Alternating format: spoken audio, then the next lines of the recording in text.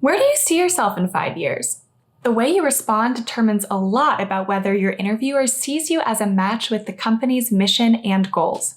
So, I went to the Indeed Career Coaches and I'm here to share their 4 key tips on how to craft a compelling and strategic statement that aligns you with the company now and years in the future.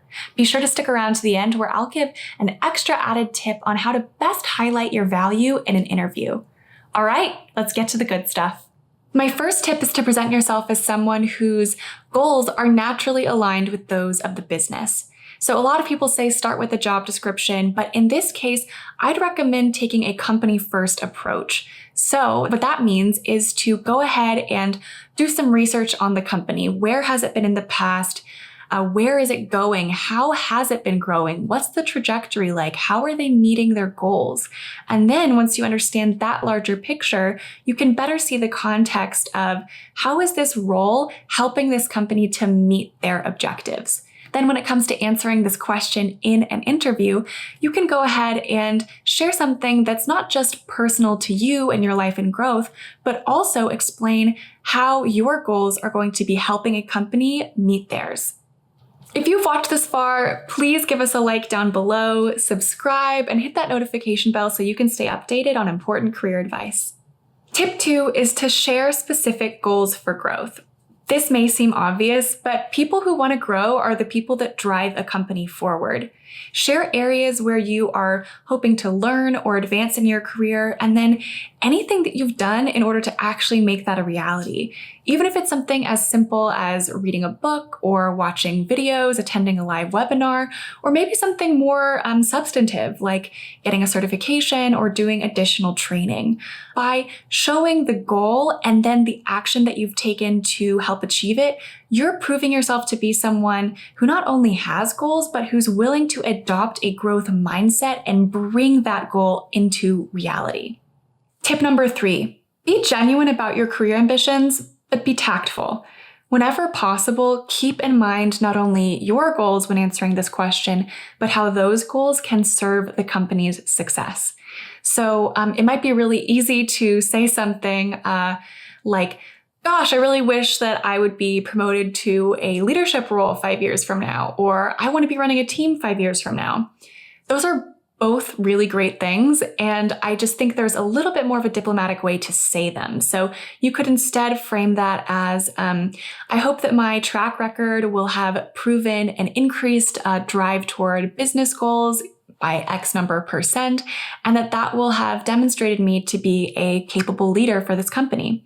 Or, if you want to lead a team, you could say, I hope that I will have proven great communication skills throughout my time and that I will have been able to organize a group of people who can help meet this business goal through our work together. By framing it in that way, you're showing that you're already thinking about how your work can drive the company forward and that your goals really can serve as additional momentum for the trajectory of the company.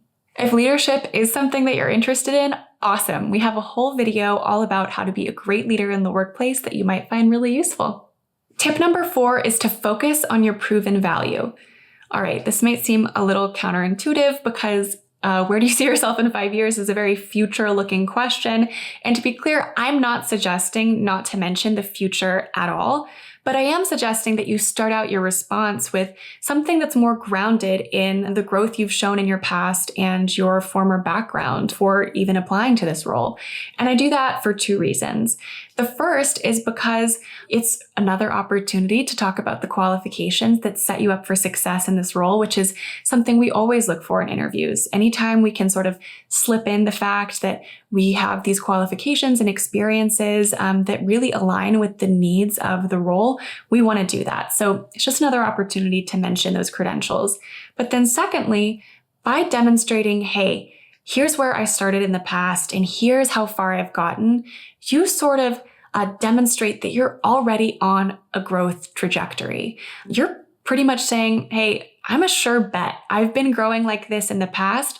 I set these goals, I achieved them, and now with these next goals, my past momentum fully supports me getting there too. Obviously, when it comes to growth and all of those business goals, companies don't really want to take a gamble. They want to know that the person that they are bringing on is going to already be in the habit of setting and fulfilling those goals. So you're just saying, I've been doing this for a while, so you can count on me. I promised you one tip at the beginning that will really boost your value when you're in an interview room, and I'm going to share it with you now, which is that if given the opportunity, state that you would like to become a subject matter expert and to lend that expertise to others in the company as it grows. The reason why I suggest this is a very simple guiding principle, which is that scarcity is valuable.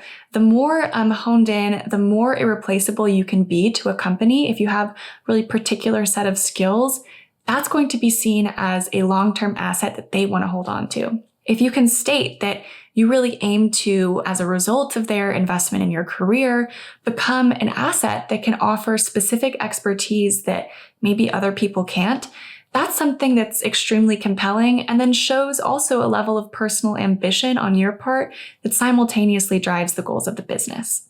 So here's what an example of that kind of statement might sound like. I'll reference it here. My coworker Evan asked for my help running a few reports to gather survey data. As I guided him through the steps to run the reports, I also showed him how to filter data and run projections. By sharing my skills in data reporting with Evan, he became more confident in his work and is now a stronger contributor to his team. So again, if you can compound the value that you offer by showing that it can not only be just a great performance on your part, but leveling up the performances of those around you, that's a really big impact to offer a larger organization. Let's do a quick recap of the 5 tips I've offered to help you successfully answer where you see yourself in the next 5 years of your career. First is to present yourself as someone who is strategically aligned with the company both now and in the future. Second is to share specific but realistic goals for growth. Third is to be authentic but tactful about your ambitions. Fourth is to focus on your proven value. And fifth is to perhaps mention an interest in being a subject matter expert and/or someone who improves the performances of other employees through training. If you've watched all the way to the end, please give us a like down below, subscribe to our channel right here.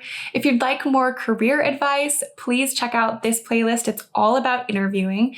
And if you'd like some advice on what not to do during an interview, we have a great video all about that right here. Thank you again for watching. I hope this was useful, and I'll see you next time.